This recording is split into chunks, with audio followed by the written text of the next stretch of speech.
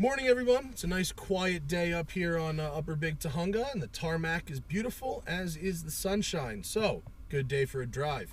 This is Gabe. Thanks so much for coming down, man. Appreciate it.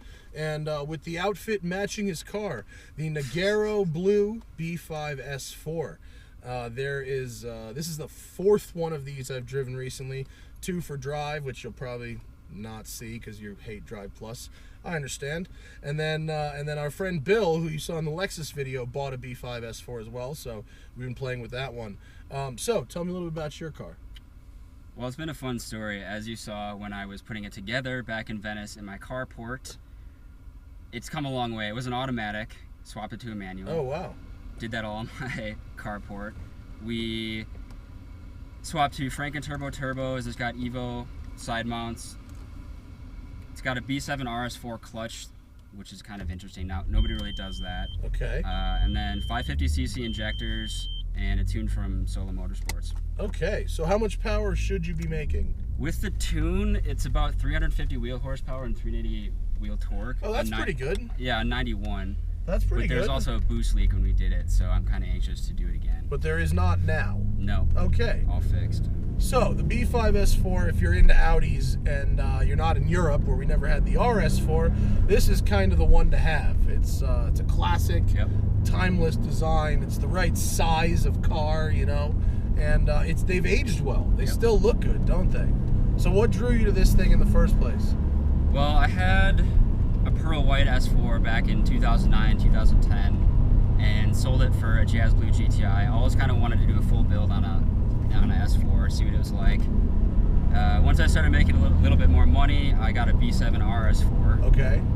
And at some point I realized having a car payment was not very much fun. So I found this. It was actually up in LA. It had a bad automatic transmission. I ended up finding out that all it needed was a passenger side front axle. Okay.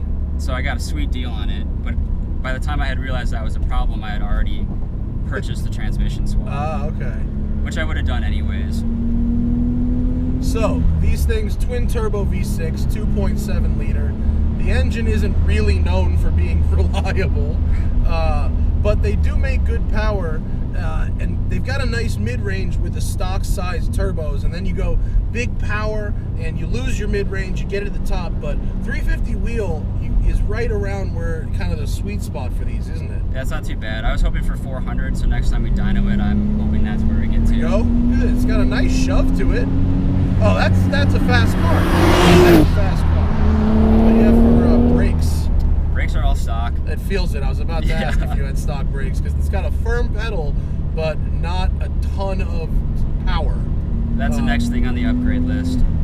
So with these cars, you have to kind of adjust your driving style because the engine's hanging way out in front of the front axle. Almost the entire engine is ahead of the front axle. So you have to drive it actually sort of like you would drive a 911, an old one, where you turn the wheel and then you set it.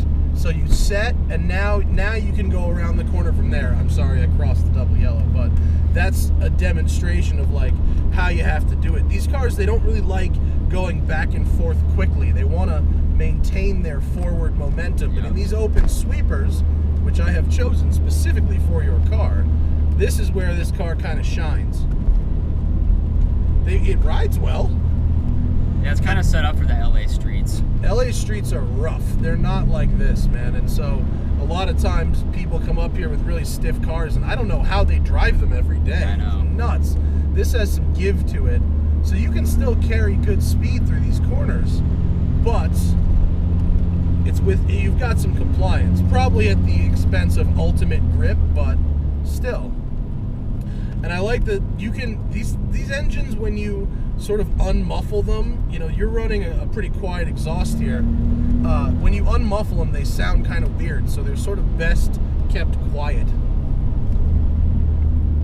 But when these things came out in like 99, and I was working at an Audi dealership at the time, these things were like the fastest things I'd ever seen. I mean, they were with 250 horsepower and that immediate torque punch. Well, I got my driver's license back in 2002, and this was kind of the someday attainable dream car that I wanted to get. This was, I talk about this a lot, but I went to like a really rich Jewy private school, and on all the kids that could convince their parents to buy them these, because they didn't know what an S4 was. They oh, it's an A4 with some stuff on it, and all of them crashed them. Six people all totaled their cars. Now, it does need to be said that they all walked away from the crashes, so they were safe cars, but they all thought because, you know, they were young and stupid and they had Quattro that they could drive real fast in the rain. It definitely helps, but... Not when you're trying to stop. Yeah. It only helps on power. Ooh, nice little whoosh there. I like that. And you've not gone the E85 route with this car, I've noticed. Not yet. Well, you live in LA, so I understand why you wouldn't. Yeah, the only places in Brentwood around us. Yeah, the 76. Yep. They have race gas too. But it's $10 a gallon. I know. So what's your favorite thing about this car? The wagon. Just that it's a wagon? Yeah, so much utility. I love the B7 RS4. It was great. It was reliable. It's bitch flipping time. Yeah, but the trunk is not huge. Like, I have to fold the seats down to put a set of wheels in it. Yeah. And this thing just fits luggage. It's great. It's very open here. I might just U-turn in the middle of the road because there is no one coming. This'll do. How do you like the shifter in these? The bouncy shifter? There is actually a short throw shifter in here. Oh, it is? I was gonna say that it did feel a little better than the last one I drove, because these things, it's not as wishy-washy. You have to push them down to go into reverse, but they kind of like bounce a little every shift. Oh, great shove when you get to about 4 grand, 4 to 6, it really goes. 25 PSI. Yeah. So with the Franken turbo, what is that? A stock outer with upgraded internals? It's a KO4 size turbo that, well, Franken turbo's mission is kind of to have that, keep the stock block, max it out, and have the best power range possible. So these have the widest power band. Yeah, and these are they have mixed flow technology and billet wheels, which is it was a hybrid version of the original Franken turbo. Okay. There's a guy that had a car that I was looking at. It was a black wagon that had the Franken turbos, and the car was ridiculously fast. I'm like, I gotta have it. Okay. So yeah, 450 wheel horsepower shouldn't be an issue once we get the tuning and boost leaks sorted. And it's a stock bottom end, right? Yep. Yeah. And is that about what those hold? What the stock bottom end will hold? Yeah, about 450 wheel torque, which is a lot. That's a lot for one of these. Yeah. Especially if you're going to be like launching it. Yeah, which I haven't done. Yeah, I mean, I'm afraid I'm going to break something. Yeah, I don't launch cars very often either, so I understand where you're coming from. Man, I love this. The power shove right at 4 grand is great. You still got about 2,500 RPM to play with there. Yeah. It's got a really good surge. Yeah, that punchy mid-range is really nice driving on these roads. Yeah.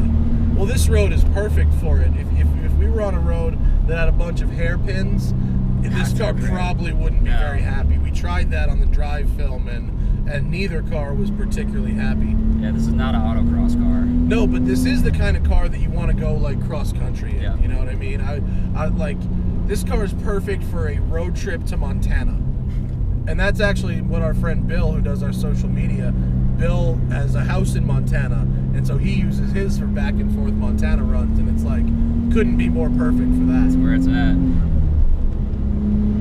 The engine's it's strong in this. I don't think the internet realizes how fast 350 wheel is for most cars. Yeah, even in a 3,000-pound car. And how many miles are on this thing? I can't really see. 145. Well, it's very tight. Yeah. One of the ones we filmed on Drive was 730 horsepower, and it was too much, believe me. But it had 300,000 miles on it, and it was absolutely tight as a drum. I couldn't believe it. I think that was one of the benefits of finding one of these that had an automatic in it, that it wasn't beat on that much. Maybe, yeah. Because I did a compression test before I did all the work to it, and it was 190 PSI across the board like a brand new engine. Yeah. That's amazing with 145,000 miles. You're aware of the curse of the Negero, right? Yes. And how do you feel about the fact that your vehicle might be cursed? It's already happened. Really? Yeah. What happened? misfire started happening. I think this was in the beginning of September, like right around Labor Day, the Wednesday after Labor Day. And I started checking into it. I was driving home from work one day, just pulling away from a stop sign. All of a sudden, smack, I immediately shut the car off, pulled over to the side of the road, and had no idea what happened. I started tearing into it, and the cam tensioner went on it. Oh, no. But since I wasn't going fast at all, it just shut the engine right away. Oh, it didn't blow it. It didn't bend any valves. Oh, okay, you got lucky. I got really lucky. So, for those that are not familiar with P5S4s so much, this color, the Negero blue, is said to be cursed. And people who have this color car, they had a lot of problems with them. They would crash them. They'd get stolen. Like, really bad things would happen to Negero blue cars. And I don't know if Audi changed the name of the color just because of that. It became called Sprint Blue for the next generation, and it was a slightly different shade. But these cars are, the Negero cars are the hardest to find, I think, by far. Just gotta get lucky. They're really hard to find, and bad things do tend to happen to them, which is known amongst us car nerds as the curse of the Negero blue, and it's very real. It's a weird thing, but it's real. It happens. Yeah. I really like how this thing drives, though, Gabe. It's got just the right amount of power. You know, it's got just the right amount of give to it. It gets around a corner pretty well, but Like once it sets in, it seems to do well. Yeah, you have to adjust your driving style for these cars a little bit, and it's not that they don't handle it; they just drive different. Yep. But that was super cool. Man, that was fun. This is great. It's very refined and very quiet, and it's a great car. I want to go on a road trip in it. And it held together the whole time. That's great. Was it not supposed to? No, it was. The curse of the Nogara didn't happen. Gabe. Yeah, no, Thanks, I'm not cursed, fortunately. Check out Gabe's WheelWell to see more details about how he built up this S4. It's a very nice car, and it photographs well, and it drives well. So thank you, Gabe, and thank you. See you later.